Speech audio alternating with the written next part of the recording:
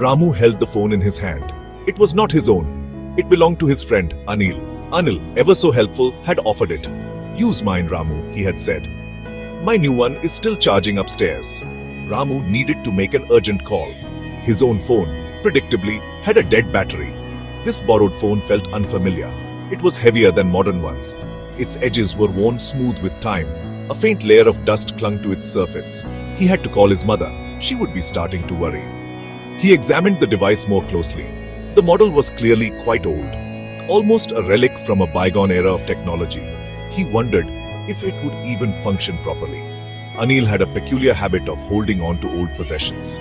This phone was undoubtedly one of them. A strange reluctance washed over Ramu, but the need to contact home was pressing. His mother's anxious face flashed in his mind. He pushed aside his hesitation. He had to make that call. He really did. With a sigh, he pressed the power button. The screen flickered uncertainly for a moment. Then, it slowly came to life. It was like watching someone wake from a very long, deep sleep. An old, faded wallpaper appeared. It was a picture of a distant sunset, the colors muted. He swiped the screen to unlock it. A pattern lock screen greeted him. Thankfully, Anil had shared the simple pattern. It was just an L shape, easy to remember. He carefully traced it. The phone unlocked with a soft click. Success! A small, almost imperceptible smile touched Ramu's lips. He was just about to tap the green call icon. His thumb hovered over the familiar symbol. Then, something quite out of the ordinary occurred. The phone vibrated gently in his palm. It was not the usual buzz of a notification. This vibration felt different. It was softer, more like a heartbeat, almost as if the old device itself was alive. A curious feeling began to stir within him. Suddenly, a voice emerged from the phone. It was clear, yet soft, like a whisper carried on the breeze. The words were spoken in Telugu, his mother tongue. "Hamu," the voice said, his name uttered with a gentle familiarity. Ramu froze instantly. His heart began to hammer against his ribs. He quickly looked around the quiet room. Was Anil playing some kind of elaborate prank? But there was no one else there, only him, and the phone still resting in his hand. The room was silent. "Ha, ninnu gutupa pattava?" The voice asked again. It was so gentle, so kind, and so terribly familiar. A cold shiver traced its way down Ramu's spine. This was definitely not Anil. This was no ordinary prank. That voice. He knew that voice. He had known it from a time long past. A time filled with laughter and shared secrets. A time he thought was lost forever. His breath hitched in his throat. His hands started to tremble. He stared intently at the phone. The screen displayed the normal homepage. Icons for apps, widgets. Nothing seemed out of place. Yet, the voice. It was undeniably coming from the phone's small speaker. It sounded so real, so close, as if the speaker was standing right beside him, whispering into his ear. He nearly dropped the device from his shaking grasp. His mind struggled to comprehend what was happening. It felt surreal. Who is this? Ramu managed to stammer out. His own voice was barely audible.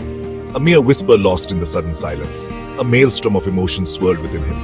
Fear, disbelief, confusion. And beneath it all, a tiny flickering spark of something else. Something he couldn't quite identify yet. Was it a faint glimmer of hope? Or was it simply memory, stirring from its long slumber deep within his soul, like an old, forgotten song being played anew? "It's me, Ramu," the voice continued, still in that gentle Telugu cadence. "It's Suresh." Ramu's breath caught sharply in his throat.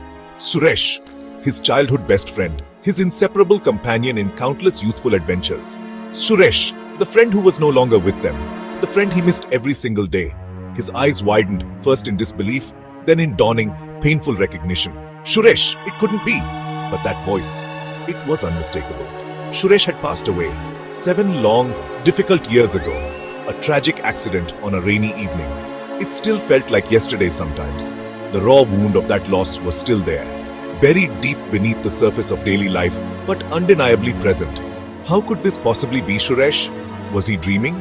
Was this some cruel, elaborate trick of his grieving mind? A wave of dizziness washed over him. The room seemed to spin slightly. He gripped the phone tighter. This phone. It was mine. Once, Suresh's voice explained softly. Anil kept it safe all these years. He couldn't bring himself to part with it. It holds our memories, Ramu. All of them. Memories. Their shared memories, laughter echoing in school corridors, secrets whispered under starry nights, dreams they had spun together, full of youthful optimism. Suddenly, it all made a terrifying, heartbreaking kind of sense. This was Suresh's old phone. Anil had kept it. Ramu's fingers, clumsy with emotion, fumbled for the gallery icon. He tapped it. Photos began to appear on the small screen. So many photos. Pictures of him and Suresh, younger versions of themselves. Faces bright with happiness, carefree smiles, posing by the familiar riverbank at the bustling village fair, playing cricket in the dusty field. Each image was a sharp stab of sweet, aching pain. A powerful wave of nostalgia engulfed him, threatening to pull him under. Tears began to stream down Ramu's face, hot and unstoppable.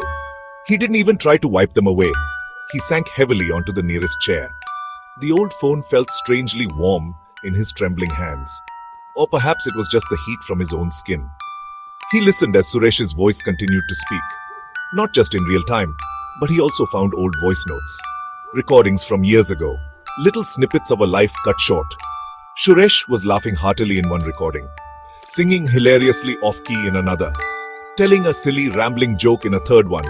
It was undeniably him, his true essence, his spirit, somehow trapped, preserved within this small, unassuming electronic device. Ramu closed his eyes tightly. He could almost see Suresh standing before him, grinning that familiar, wide grin, his eyes sparkling with their usual mischievous glint, as if he were right there in the room. He spent what felt like hours with the phone, completely lost in the labyrinth of the past. It was a profoundly bittersweet experience.